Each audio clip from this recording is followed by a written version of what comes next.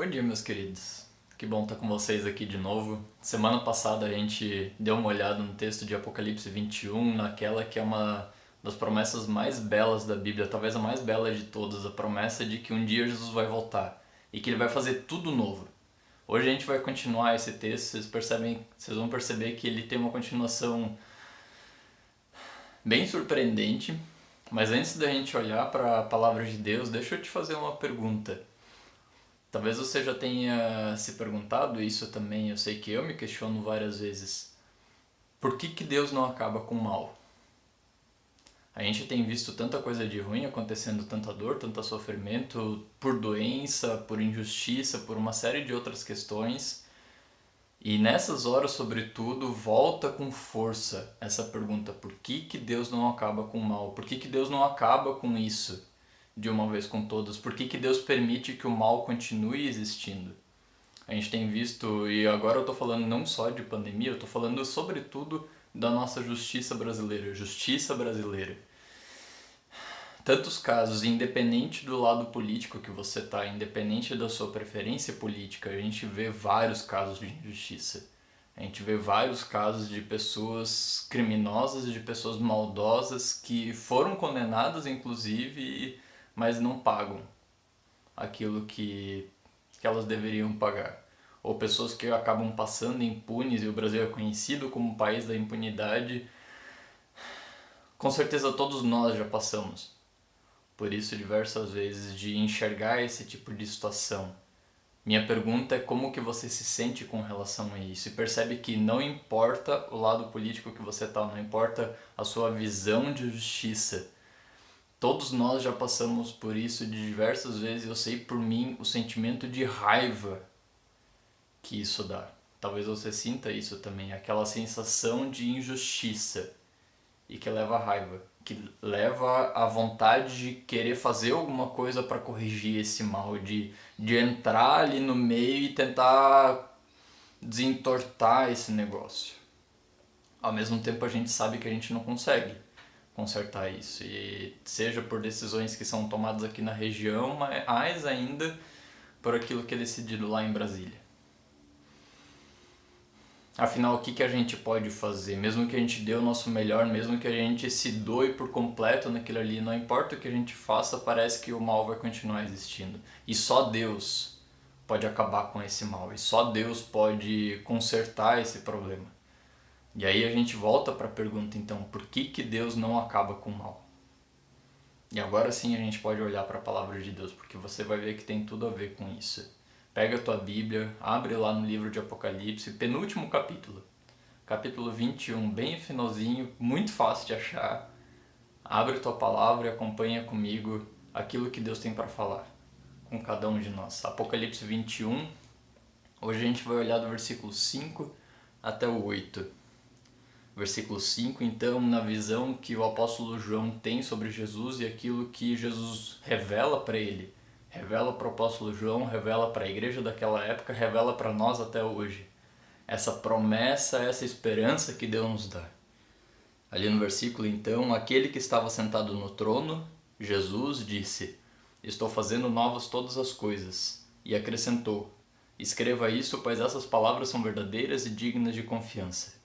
Disse-me ainda: está feito. Eu sou o Alfa e o Ômega, o princípio e o fim. A quem tiver sede, darei de beber gratuitamente da fonte da água da vida. O vencedor herdará tudo isso e eu serei seu Deus e ele será meu filho. Mas os covardes, os incrédulos, os depravados, os assassinos, os que cometem imoralidade sexual, os que praticam feitiçaria, os idólatras e todos os mentirosos, o lugar deles será no lago de fogo que arde com enxofre. Essa é a segunda morte.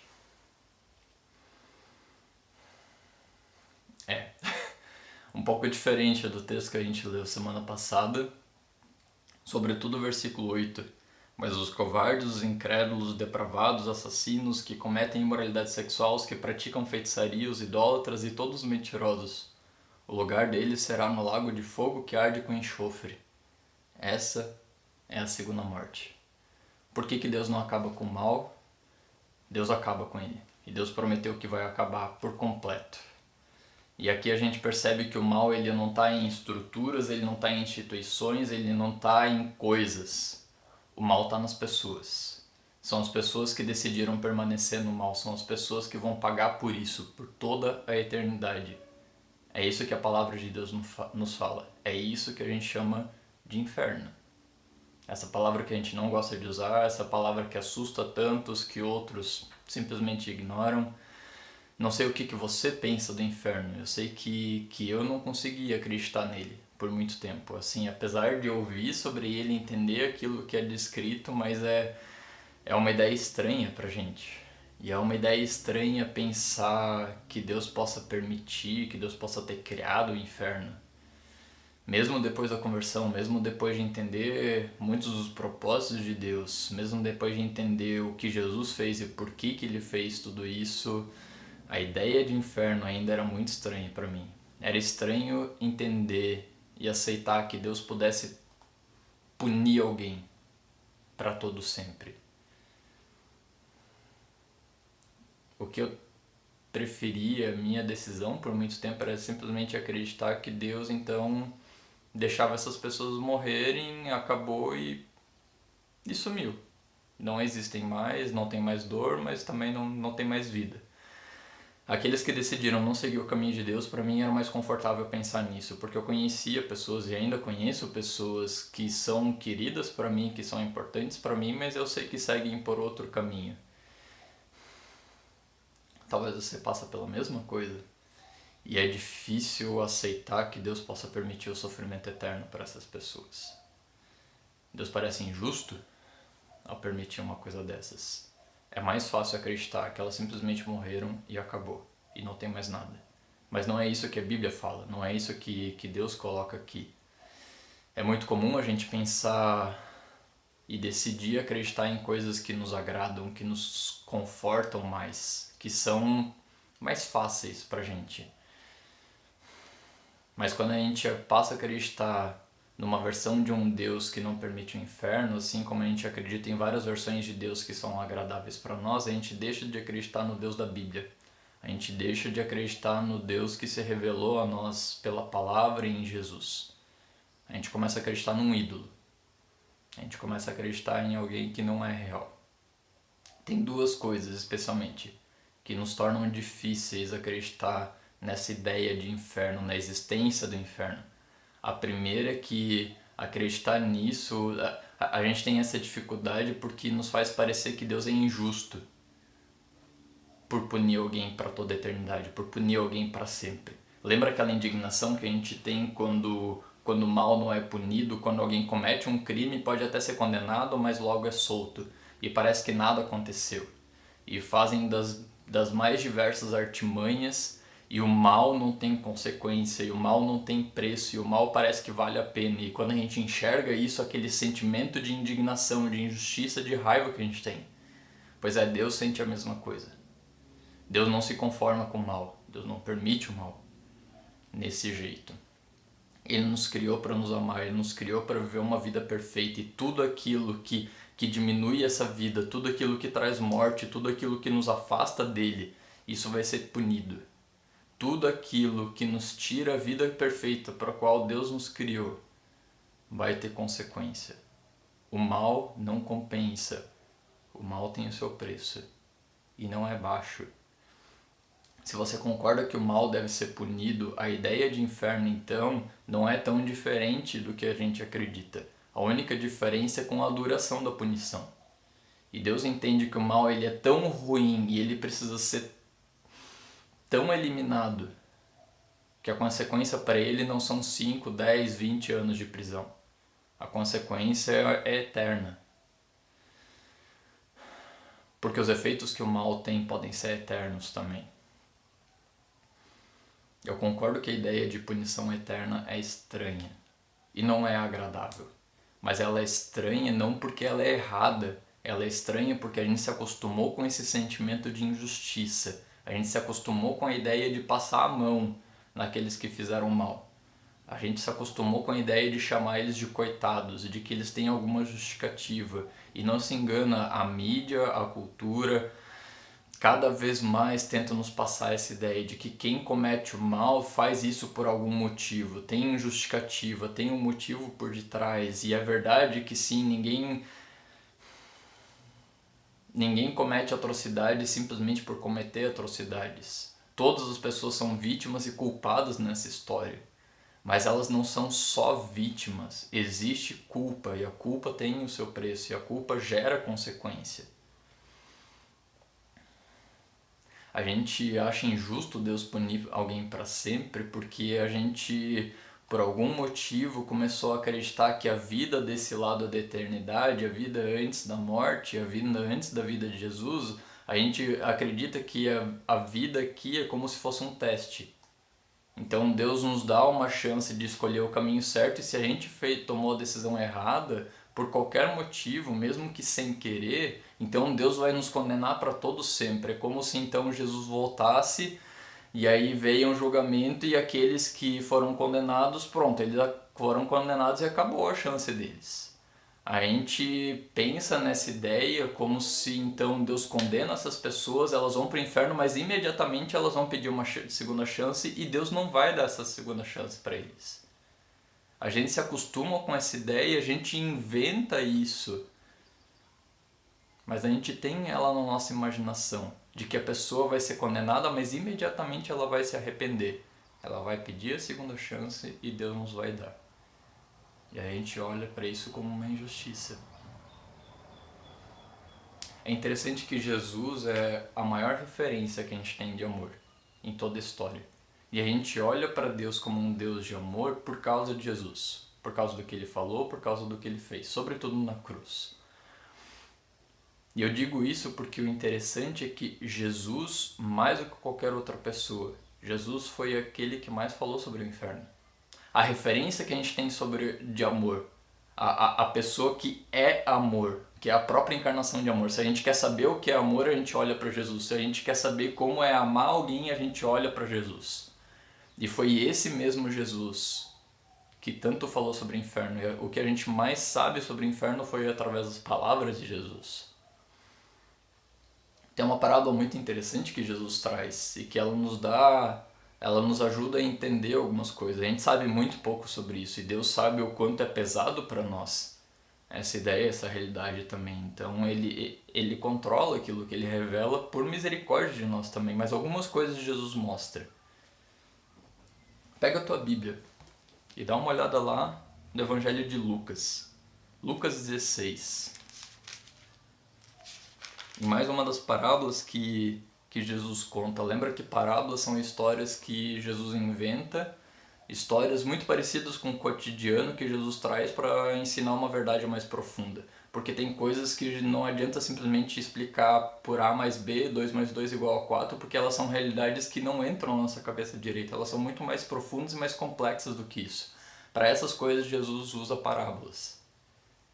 E essa daqui foi uma das parábolas que Jesus usou para ensinar sobre o inferno, sobre a realidade da vida após a morte também, sobre o céu também. Jesus ensina aqui.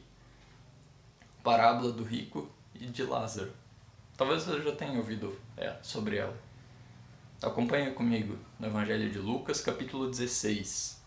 Lucas 16, do versículo 19 em diante. Havia um homem rico que se vestia de púrpura, um tecido caro na época, e de linho fino, e vivia no luxo todos os dias. Diante do seu portão fora deixado um mendigo chamado Lázaro, coberto de chagas, coberto de feridas, que precisava de tratamento. Lázaro, ansiava comer o que caía da mesa do rico. Até os cães vinham lamber suas feridas. Imagina essa imagem. A cara da pobreza aqui. Chegou o dia em que o mendigo morreu e os anjos o levaram para junto de Abraão, que era a referência de fé para o povo daquela época. O rico também morreu e foi sepultado. No Hades, no inferno, onde estava sendo atormentado, ele, o rico, olhou para cima e viu Abraão de longe com Lázaro ao seu lado. Então chamou: Pai Abraão, tem misericórdia de mim, e manda que Lázaro molhe a ponta do dedo na água e refresque a minha língua, pois estou sofrendo muito neste fogo. Mas Abraão respondeu: Filho, lembre-se de que durante a sua vida você recebeu coisas boas, enquanto Lázaro recebeu coisas más. Agora, porém, ele está sendo consolado aqui e você está em sofrimento. E além disso, entre vocês e nós há um grande abismo, de forma que os que desejam passar do nosso lado para o seu, do seu lado para o nosso, não conseguem. Ele, o rico, respondeu: Então eu te suplico, pai, manda Lázaro ir à casa de meu pai, pois tenho 5 irmãos. Deixa que ele os avise, a fim de que eles não venham também para este lugar de tormento. E Abraão respondeu: Eles têm Moisés e os profetas, que os ouçam, ou seja, eles têm a Bíblia, eles têm a palavra de Deus para aprender sobre isso. Não, pai Abraão, disse ele, mas se alguém dentre os mortos fosse até eles, eles se arrependeriam.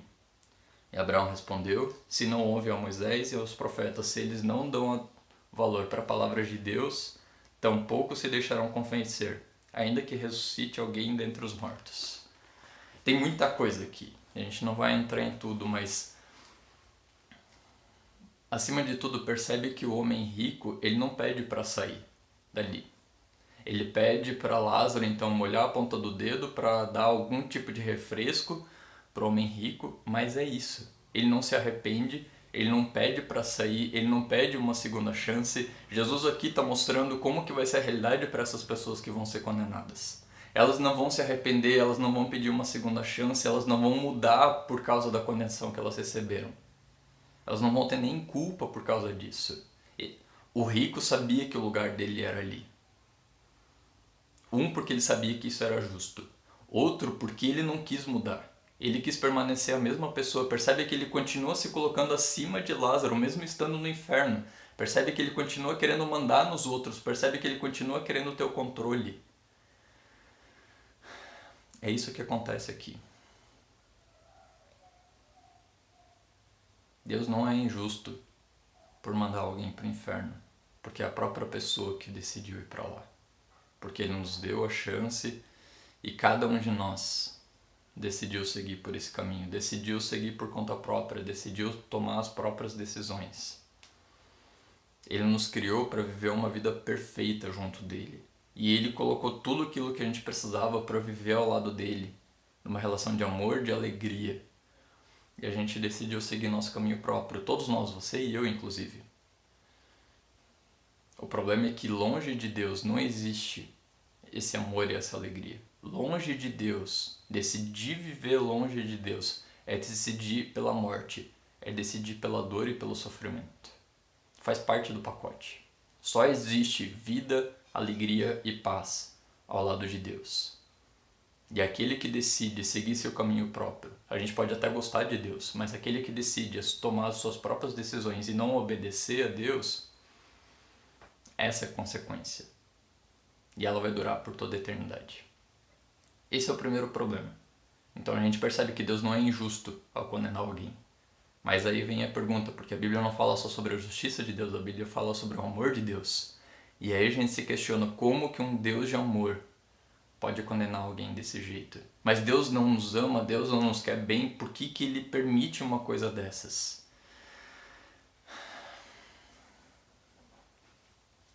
Aí a gente volta lá para o texto Apocalipse.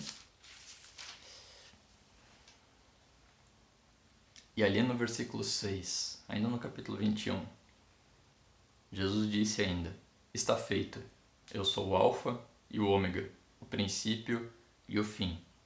A quem tiver sede, darei de beber gratuitamente da fonte da água da vida. Eu sou o Alfa e o Ômega, eu sou o início e o fim, eu sou o Criador de todas as coisas, eu sou aquele que sustenta o universo, eu sou aquele que é soberano, que está acima de qualquer outro. E eu, por decisão própria, diz Jesus, eu vou dar de beber a qualquer um que tenha sede, a qualquer um que quiser uma vida maior, a qualquer um que quiser voltar para junto de mim, eu vou dar de beber gratuitamente. E a gente se questiona, será que Deus não ama essas pessoas? Sim, Ele ama. E Ele faz isso não acabando com o inferno, porque o inferno é justo e Deus continua sendo justo, mas Deus ama essas pessoas fazendo algo muito maior, que é assumindo o lugar delas. Jesus morreu a morte que a gente merecia viver. E aqui eu estou dizendo não só daquelas pessoas que a gente chama de pessoas, mas aqui eu estou falando não só de criminosos. Lembra da lista que Jesus fala em seguida? Os covardes, os incrédulos, os depravados, assassinos, que cometem imoralidade sexual, os que praticam feitiçaria, os idólatras. E você pode até dizer, tá, mas eu não sou nenhum desses. E aí ele acrescenta em seguida, e todos os mentirosos. Nem você, nem eu, nenhum de nós escapa nessa categoria. Ah, mas eu não minto o tempo todo. Eu só fiz isso uma e outra vez. Tá, um ladrão ele não precisa roubar o tempo todo. Ele rouba uma vez e isso já torna ele um ladrão. Um assassino mata uma vez e isso já torna ele assassino. A gente mente uma vez e isso torna a gente um mentiroso. A gente faz parte dessa categoria. A gente merece o inferno, você e eu. Ainda assim, Jesus nos livra dele, assumindo o nosso lugar. Jesus assume as consequências da nossa maldade e assumiu a dor e assumiu a morte. Morte de cruz, a pior de todas. Para que a gente pudesse assumir as consequências da vida dele. Jesus viveu uma vida perfeita, justa, santa, de amor. E as consequências da vida dele seriam uma eternidade ao lado do Pai, uma eternidade numa relação de amor, de alegria e de paz. E é essa consequência que Jesus oferece para você e para mim. Sim, Deus te ama. E Ele mostra esse amor através de Jesus. Deus continua sendo um Deus de amor, apesar da existência do inferno e também por causa da existência do inferno, porque isso mostra o quanto Jesus fez por nós. O tamanho da dor, o tamanho da punição que Jesus assumiu por você e por mim. O inferno não anula o amor de Deus. Ao contrário, isso mostra ainda mais o tamanho, a intensidade desse amor. O que Jesus se dispôs a assumir. Tem um ditado que diz que no final das contas vão existir dois tipos de pessoas só.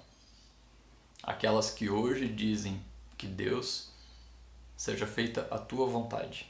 E a vontade de Deus é nos dar vida. A vontade de Deus é nos dar a vida eterna de alegria, de amor. E tem um outro grupo de pessoas também que a quem Deus diz que seja feita a tua vontade. E aquelas que decidem seguir pela própria vontade, aquelas que decidem seguir seu próprio caminho. E qualquer pessoa que decide seguir seu próprio caminho, esse caminho vai ser longe de Deus. Todas as pessoas. E esse caminho longe de Deus leva para o inferno. E esse caminho longe de Deus leva para a morte e para a dor. Deus nos dá essa escolha. E essa escolha vai ter consequências eternas. A gente está a poucos dias da Páscoa agora. E que esse período todo, que ele seja uma lembrança daquilo que Jesus fez por nós. Do tamanho do amor que ele tem por você e por mim. E daquilo que ele nos livrou. E daquilo que ele nos promete. Jesus te oferece uma eternidade de alegria. Não perde essa chance. Para de olhar para o teu próprio umbigo. Para de olhar só para aquilo que você quer. E olha, acima de tudo, para aquilo que Deus quer. E a cada dia, diga para si mesmo e diga para o teu Pai no céu, seja feita a tua vontade. Seja feita a vontade de Deus, assim na terra como no céu. Que Deus te abençoe. Que Deus te ajude a tomar essa decisão. Que Deus te ajude a permanecer nela também. Amém.